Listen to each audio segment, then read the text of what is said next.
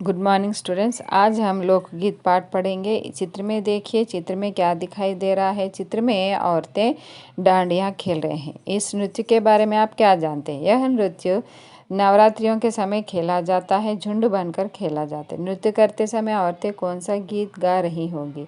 बहुत सारे जो लोकगीत होते हैं उस तरह के गाने गाए जाते हैं, या बतकम्मा सॉन्ग, तेलंगाना में बतकम्मा, राजस्थानी में डांडिया, पंखेड़ा, इस तरह के बहुत सारे गाने होते हैं। वह नाचते हुए इस गाने को गाते हैं। लोकगीत अपनी लोच, ताजगी और लोकप्रियता से शास्त्रीय संगीत से भिन्न है। लोकगीत सीधे जनता के संगीत है। घर, गांव और नगर की जनता के गीत है ये। इनके लिए साधना की ज़रूरत नहीं होती है। त्योहारों और विशेष अवसरों पर ये गाए जाते हैं। सदा से ये गाए जाते रहे हैं और इनके रचने वाले भी अधिकतर गाँव के लोग ही रहते हैं। स्त्रियों ने भी इनकी रचना में विशेष भाग लिया है। ये गीत बाजों की मदद के बिना ही यह साधारण ढोलक, झांझ, करताल, बांसुरी आदि की मदद से गाए जाते हैं। एक समय था जब शास्त्रीय संगीत के सामने इनको हे समझा जाता था, यानी नीचा समझा जाता था। अभी हाल तक इनकी बड़ी उपेक्षा की जाती थी, पर इधर साधारण जनता की ओर जो लोगों की नज़र फिरी है तो साहित्य और कला के क्षेत्र में भी परिवर्तन हुआ है। अनेक लोगों ने विविध बोलियों के लोक साहित्य और लोकगीतों के संग्रह कर कमर बांधी है और इस प्रकार के अनेक संग्रह अब तक प्रकाशित भी हो गए हैं।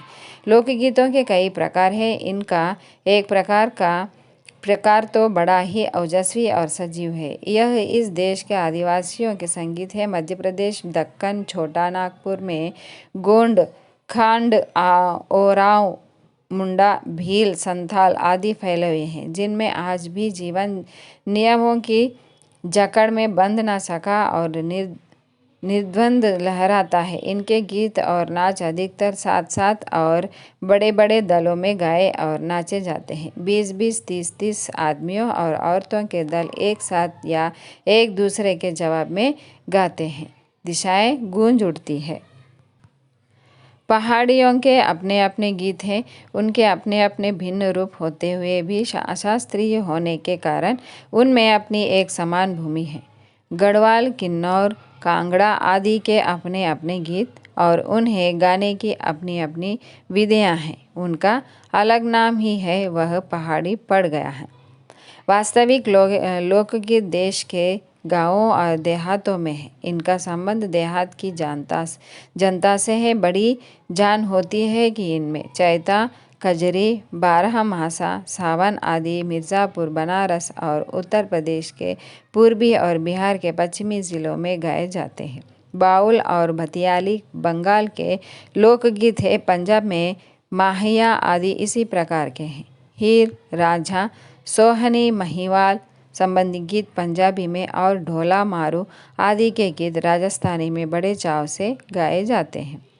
इन देहाती गीतों के रचयिता कोरी कल्पना को इतना मान न देकर अपने गीतों के विषय रोज़मर्रा के बहते जीवन से लेते हैं, जिससे वे सीधे धर्म को छू लेते हैं। उनके राग भी साधारणतः पीलू, सारंग, दुर्गा, सावन, सोरठ आदि हैं। कहरवा, बिरहा, दोबिया आदि देहात है बहुत गाए जाते हैं और बड़ी भीड़ आकर्षित करते हैं। इनकी भाषा के संबंध में कहा जा चुका है कि ये सभी लोकगीत गाँवों और इलाकों की बोलियों में गाए जाते हैं। इसी कारण ये बड़े आह्लादकर और आनंददायक होते हैं। राग तो इन गीतों के आकर्षण होते हैं।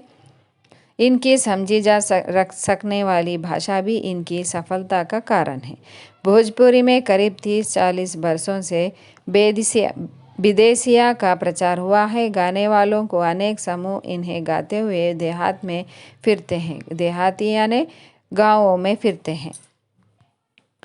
उधर के जिलों में विशेषकर बिहार में विदेशिया से बढ़कर दूसरे गाने लोकप्रिय नहीं है। इन गीतों में अधिकतर रसिक प्रिया और प्रियाओं की बात रहती है, परदेसी प्रेमी की, और इनसे करुणा और विरह का रस भी बरसता है।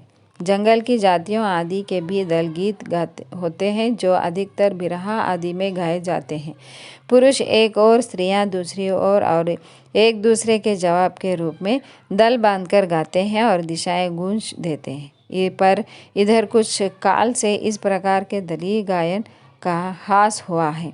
एक दूसरे के प्रकार के बड़े लोकप्रिय गाने अल्लाह के हैं। अधिकतर ये बुंदेलखंड में गाए जाते हैं। आरंभ तो इसका चंदेल राजाओं के राजकवि जगनिक से माना जाता है, जिसने आल्हा दल की वीरता का अपने महाकाव्य में बखान किया, पर निश्चय ही उसके छंद को लेकर जनबोली में उसके विषय को दूसरे देहाती कवियों ने भी समय समय पर अपने गीतों में उतारा और ये गीत हमारे गाँव में आज भी बहुत प्रेम से पाए जाते हैं। इन्हें गाने वाले गांव-गांव ढोलक लिए गाते फिरते हैं। इसी की सीमा पर उन गीतों का भी स्थान है जिन्हें नट रसियों पर खेल करते हुए गाते हैं। अधिकतर ये गद्य पद्यात्मक है और उनके अपने बोल है।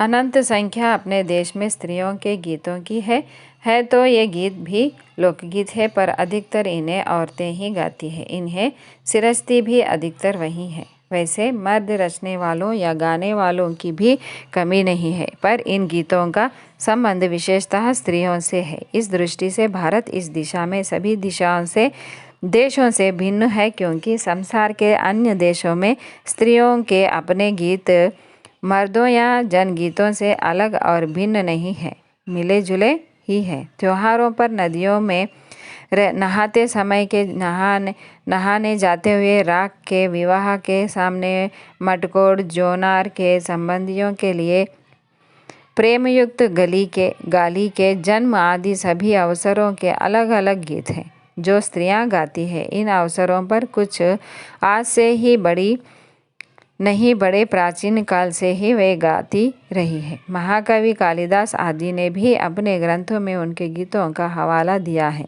सोहर, बानी, सेहरा आदि उनके अनंत गानों में से कुछ है। वैसे तो 12 मासे पुरुषों के साथ नारियां भी गाती हैं। एक विशेष बात यह है कि नारियों के गाने साधारणतः अकेले नहीं गाए जाते हैं, दल बांधकर गाए जाते हैं। उनके कंठ एक साथ फूटते हैं। यद्यपि अधिकतर उनमें मेल नहीं होता, फिर भी त्योहारों के समय और शुभ अवसरों पर वे बहुत ही भले लगते हैं। गांवों और नगरों में गायिकाओं में भी होती है जो विवाह, जन्म आदि के अवसरों पर गाने के लिए बुला ली जाती है। सभी ऋतुओं में स्त्रियां उल्लासित होकर दल बांधकर गाती है, पर होली, बरसात की कजरी आदि तो उनकी अपनी चीज़ है जो सुनते ही बनती है। पूरब की बोलियों में अधिकतर मैथिल, कोकिल, विद्यापति के गीत गाए जाते हैं, पर सारे देश के कश्मीरी से कन्याकुमारी तक, केरल तक और काठियावाड़, गुजरात, राजस्थान से उड़ीसा, आंध्र तक अपने अपने विद्यापति हैं। स्त्रियां ढोलक की मदद से गाती हैं। अधिकतर उनके गाने के साथ नाच का भी फूट जाता है।